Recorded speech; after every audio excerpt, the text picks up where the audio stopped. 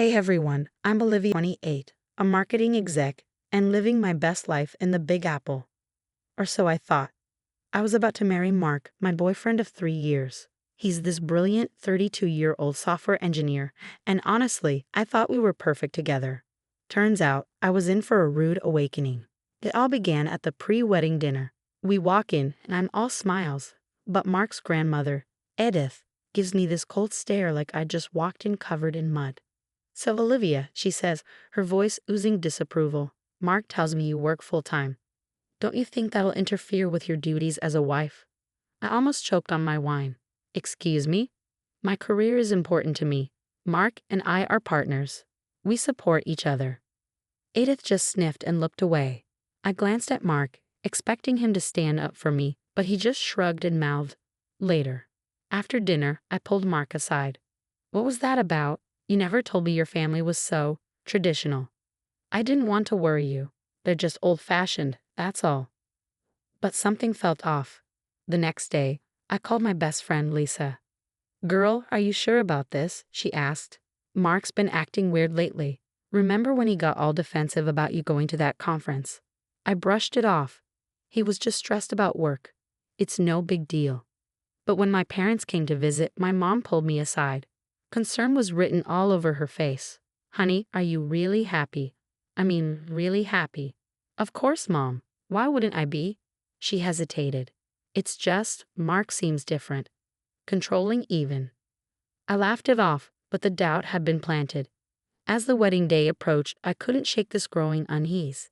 Every time I looked at Mark, I reminded myself why I loved him, his smile, his laugh, the way he surprised me with little gifts. "It'll be fine," I told myself, staring at my reflection in the mirror. "Love conquers all, right?" But little did I know, I was about to find out how wrong I was. The big day finally arrived, and I was a ball of nerves in the bridal suite, adjusting my veil, when I heard a commotion outside. Suddenly, the door burst open and my sister, Emma, stumbled in, holding her cheek, tears streaming down her face. "Olivia, your soon-to-be grandmother-in-law just slapped me." "What? Why?" "She thought I was you. She accused me of trying to run away from the ceremony." My heart dropped. I rushed out to find Edith, red-faced and furious. "You ungrateful girl," she spat. "How dare you try to run from my grandson?" "Mrs. Thompson, that wasn't me. That was my sister, Emma." Edith's face went pale. "Oh, I'm sorry." "Mark, we need to talk. Now." "Olivia, baby, it was just a misunderstanding," he said, trying to calm me down. "Let's not make a scene." "Not make a scene. Your grandmother just slapped my sister." "Look, everyone's here. We've spent a fortune on this wedding. We can't cancel now. Just smile and we'll deal with this later." I was speechless. This wasn't the Mark I knew, or was it? As we took our places for the ceremony, I started noticing how much he changed. He was short with the efficient, dismissive of my concerns, and kept giving me warning looks whenever I tried to talk to anyone. During a lull in the proceedings, I overheard Mark talking to his father near the altar. "Don't worry, Dad. Once we're married, I'll make sure she quits that job. No wife of mine is going to be running around the city on business trips." My blood ran cold. This couldn't be happening. I wanted to run, to scream, to call the whole thing off. But as I looked around at the expectant faces of our guests, at my parents who had spent so much on this day, I felt trapped. The officiant's voice pulled me back to reality. "Do you, Olivia, take Mark to be your lawfully wedded husband?" I hesitated. I do." The words tasted like ash in my mouth. As Mark leaned in to kiss me, all I could think was, what have I done? The honeymoon was only the beginning of my nightmare. As soon as we returned home, Mark started pressuring me to quit my job. "Come on, Olivia, you don't need to work. I make enough for both of us," he said casually. "But I love my job, Mark. It's part of who I am." He scoffed. "Part of who you were. You're my wife now. Your place is at home."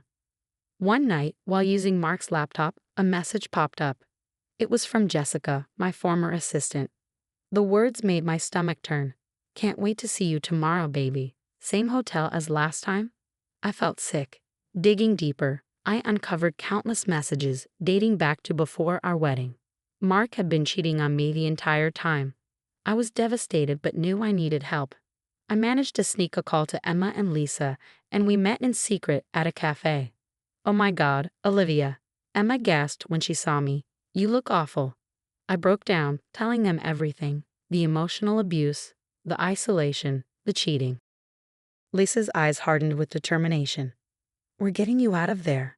Now." Together, we began gathering evidence. Emma helped me document every instance of Mark's controlling behavior, while Lisa, who worked in finance, noticed something alarming. "Olivia, I think he's embezzling money from his company."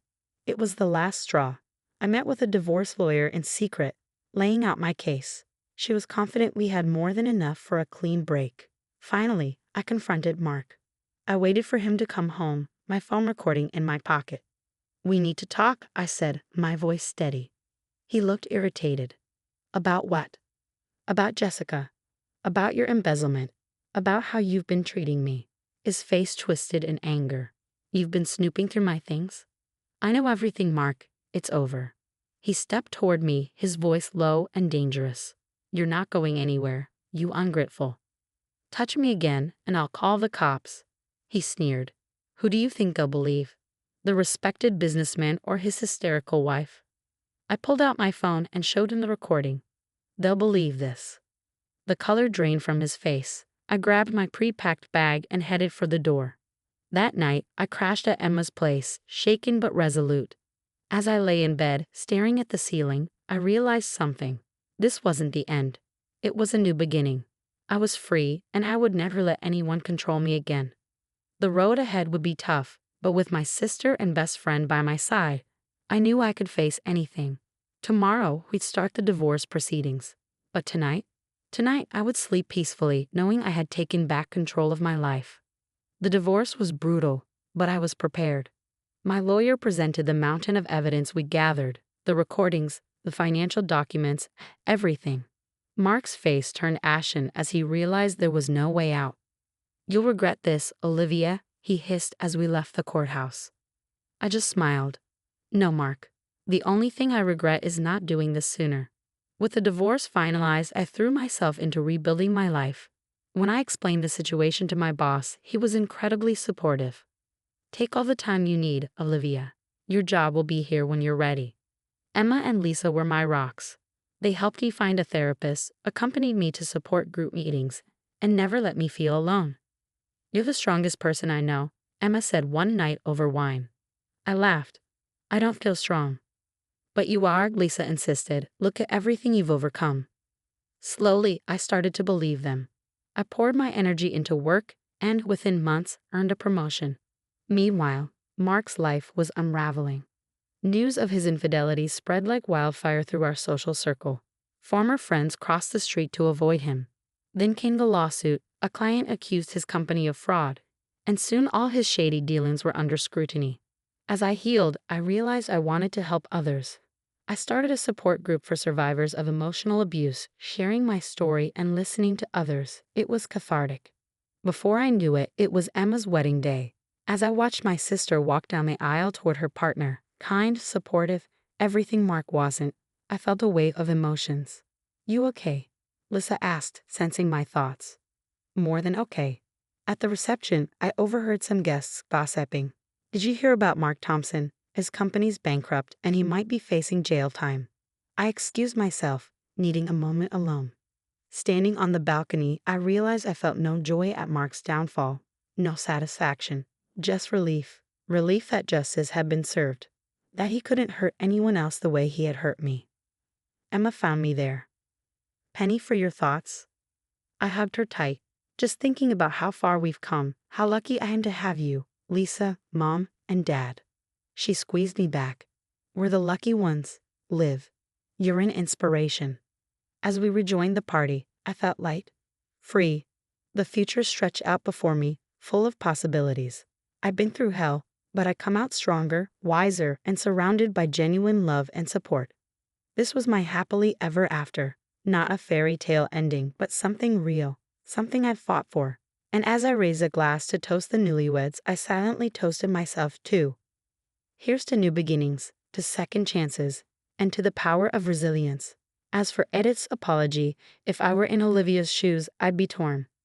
There's a point where forgiveness can bring healing, but it depends on whether the apology is sincere and if the person has truly changed. Forgiveness doesn't mean excusing bad behavior, it's about letting go of the anger. But sometimes holding on to a sense of peace might mean not allowing toxic people back into your life, even if they apologize.